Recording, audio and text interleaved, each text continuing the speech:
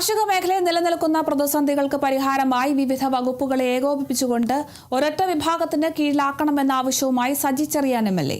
കൃഷി വകുപ്പിനും കൃഷിഭവനും ആവശ്യത്തിന് ഫണ്ട് ലഭിക്കുന്നില്ലെന്ന ആശങ്ക പരിഹരിക്കപ്പെടേണ്ടതാണെന്നും കൃഷിയില്ലാതെ മനുഷ്യന് നിലനിൽപ്പില്ലെന്ന യാഥാർത്ഥ്യം എല്ലാവരും തിരിച്ചറിയണമെന്നും അദ്ദേഹം കൂട്ടിച്ചേർത്തു.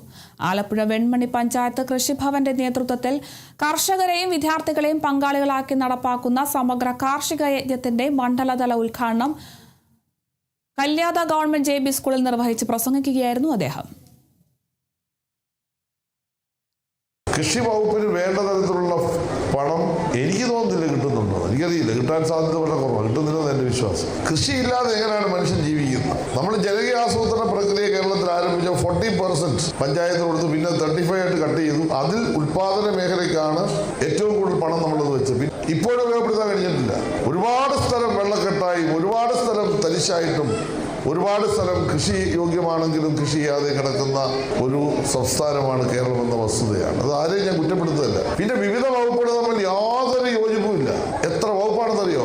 കൃഷി വകുപ്പ്, മൈനർ ഇറിഗേഷൻ വകുപ്പ്, മേജർ ഇറിഗേഷൻ വകുപ്പ്, തദ്ദേശഭരണ വകുപ്പ്, KLDC, ഒരു 900 വകുപ്പ്. ഇവരെല്ലാം കൂടി ഇരുത്തി ഒരു പദ്ധതി നടപ്പാക്കാൻ കഴിഞ്ഞാൽ ജീവിതത്തിൽ വിജയിക്കില്ല. ഞാനിതൊക്കെ പരീക്ഷിച്ച് പരാജയപ്പെട്ടു പോയതാണ്. ഞാൻ അവസാനിപ്പിച്ചു. കാരണം പിന്നെ PIP canal, KIP Kallada irrigation, എത്ര ഡിപ്പാർട്ട്മെന്റുകളാണ്. ഇതിന്റെ ഒരു ഏകോപനം ഇല്ലാത്തതിൻ്റെതായ ഭവിഷ്യത്താണ് കേരളം. ഇതെല്ലാം കൂടി ഒരു ഡിപ്പാർട്ട്മെന്റ് ആവശ്യമുള്ളൂ. കാർഷിക മേഖല നടക്കുന്ന മുഴുവൻ പ്രവർത്തനത്തിന് ഉത്തരവാദിത്വം കൃഷി വകുപ്പിനാണ്. അതിനൊരു എഞ്ചിനീയറിംഗ് ഭാഗമുണ്ട്.